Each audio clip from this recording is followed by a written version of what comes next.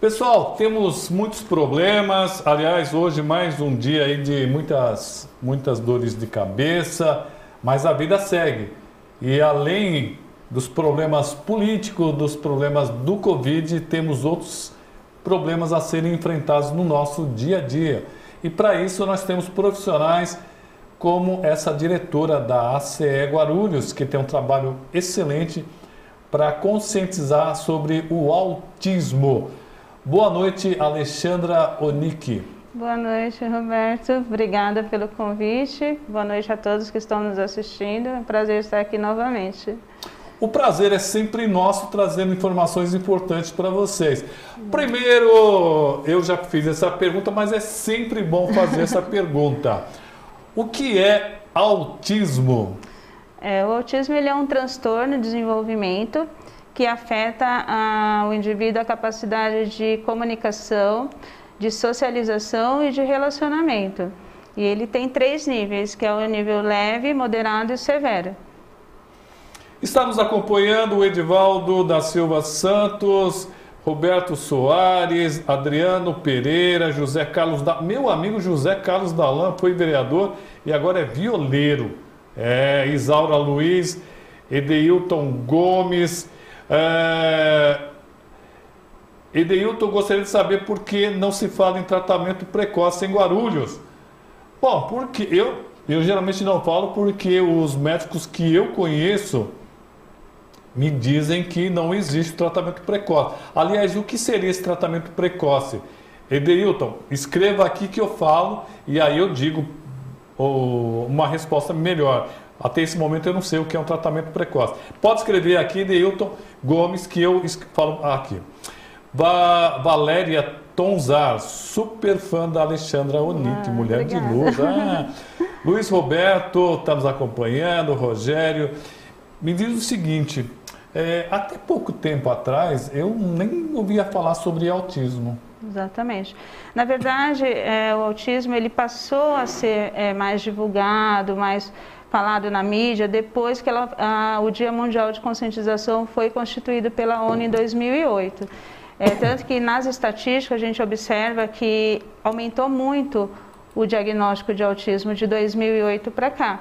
Hoje a última estatística oficial americana, que é a estatística que nós nos baseamos, porque no Brasil não existe uma estatística oficial, é que para cada 59 nascimentos, uma criança nasce autista. Então, repete, por favor. Para cada 59 nascimentos, uma criança nasce autista. Então, é uma estatística muito alta, né? E no Brasil, a gente não tem uma estatística oficial, apesar que agora, nesse novo censo, o autismo entrou na pesquisa do censo. Então, acredito que na próxima resultado do censo, nós vamos ter uma base, uma estatística de quantos autistas temos no Brasil. Então, a gente estima-se que tenhamos mais de 2 milhões de autistas no Brasil, mas não é uma estatística oficial. Alexandra, me diz o seguinte, de repente a criança tem um certo autismo, mas ela leva uma vida normal e até os pais podem não perceber, é isso? É que depende muito do grau do autismo, né? Então, assim... Qual o comportamento de uma criança que tem um grau leve? Na verdade, a criança que tem um grau leve, não só a criança, como um adolescente, um adulto, que tem o grau leve, ele tem altas habilidades, mas ele tem um comprometimento na parte de socialização e de relacionamento. Falta de socialização seria o maior problema? É uma característica. Característica, isso. Então, a característica da falta de socialização e de relacionamento está em todos os graus de autismo. Então, é aquela criança, ou aquele adolescente, ou aquele adulto que é mais fechado, que não gosta de sair de casa, prefere isolamento, não faz amizades, gosta sempre de estar sozinho. Então, essa é uma característica, né? Então, quando é um grau leve, a família acaba confundindo como uma timidez, como uma pessoa mais retraída. Sim, que era muito comum. Porque como ele tem uma habilidade, né? Por exemplo, ele tem uma habilidade muito grande em um assunto específico. Então, é considerado uma criança superdotada. Então a família acha aquilo muito bom, né? Ah, eu tenho um filho superdotado, um super gênio. E na verdade, depois que ele vai crescendo, ele vai tendo outras limitações, aí é onde a família vai descobrir, né? Vai começar a observar, na verdade, que ele tem uma limitação.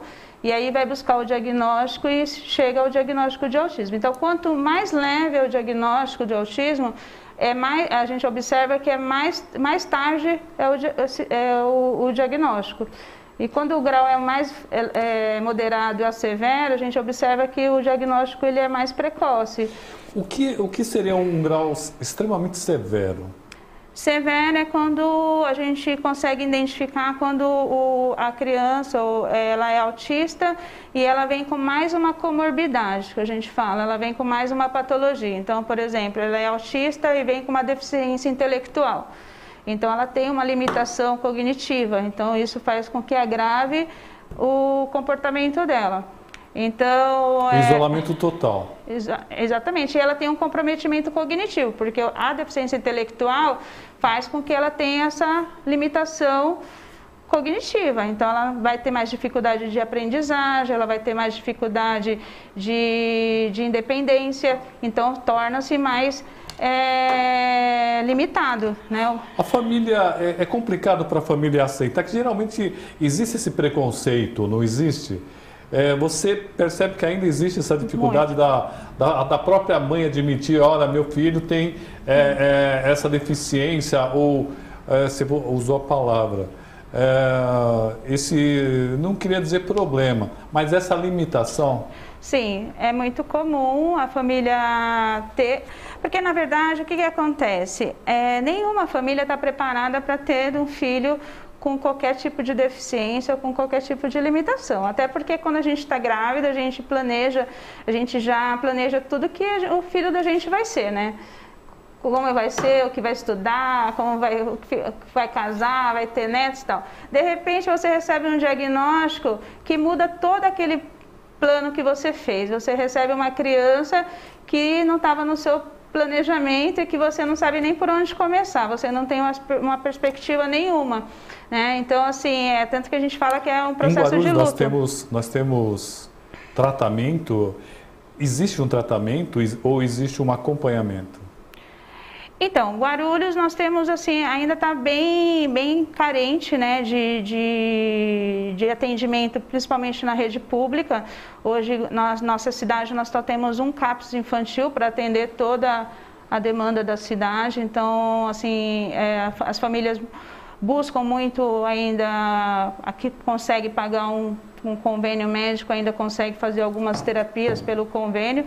Na rede pública ainda está bem carente, por mais que a gente vê que existe uma tentativa de melhorar o tratamento, mas ainda está bem precário ainda, a gente precisa muito ainda. Existe alguma associação que reúne esses pais? Sim, o CIAG, que é a instituição a qual eu fundei, né? O CIAG, que é o Centro de Inclusão e Apoio ao Autista de Guarulhos, foi a primeira instituição na cidade, fundada há 10 anos. Hoje a gente tem 100 crianças na instituição, em que a gente oferece atendimento gratuito para essas crianças autistas de 2 a 17 anos. E a gente tem um termo de colaboração com a Prefeitura desde 2015. E é um dos serviços que oferece atendimento tanto para a família como para as crianças autistas. Então a gente atende autistas de toda a região de Guarulhos, de todos os bairros. Bom, muito bom.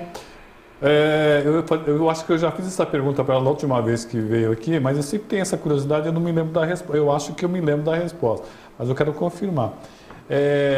Me falaram que aquele jogador de bola argentino seria autista. O Messi? Messi. Então, na verdade, o Messi, ele tem características de autista, porém ele nunca assumiu ser autista. O Messi não assumiu.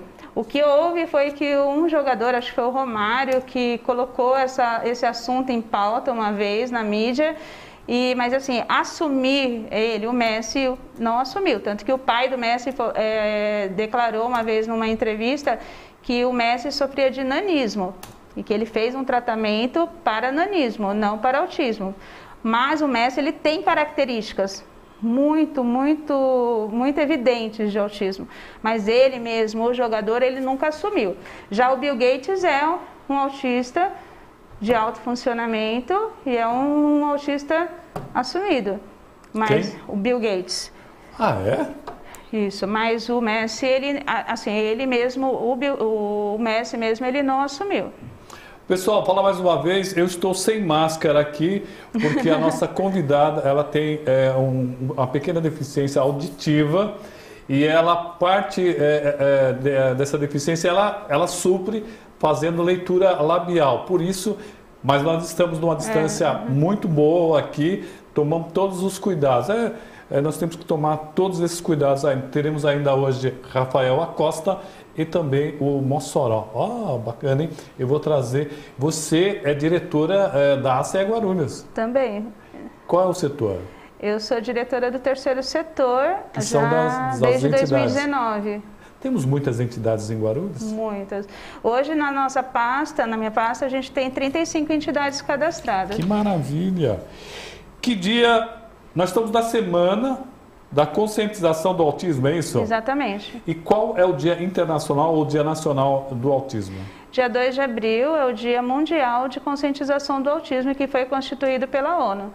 Vamos fazer o seguinte, então, no dia 2, qual que é a campanha? Todo mundo veste azul, porque, segundo a informação da Alexandra Onick, a grande maioria das pessoas são do sexo masculino, não é isso? O autismo ele acomete a cada 4 meninos autistas, uma menina.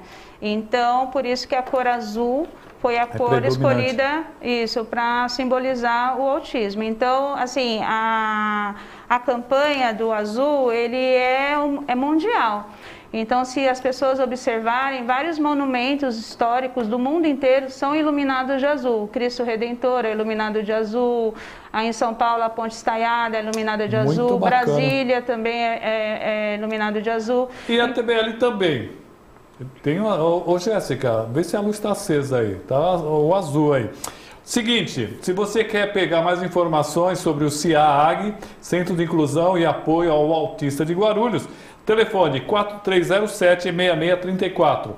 4307-6634. Obrigado, Alexandra. Vamos trazer ela aqui. Vamos ver se no dia 2, é sexta-feira, dia 2? Dia 2 é sexta-feira. Nós não temos gravação aqui, é feriado. Mas nós vamos trazer ela aqui outras vezes porque é extremamente importante essa luta. Obrigado. Eu faço o convite a todo mundo a vestir azul e aderir à nossa campanha Eu Visto Azul pelo Autismo.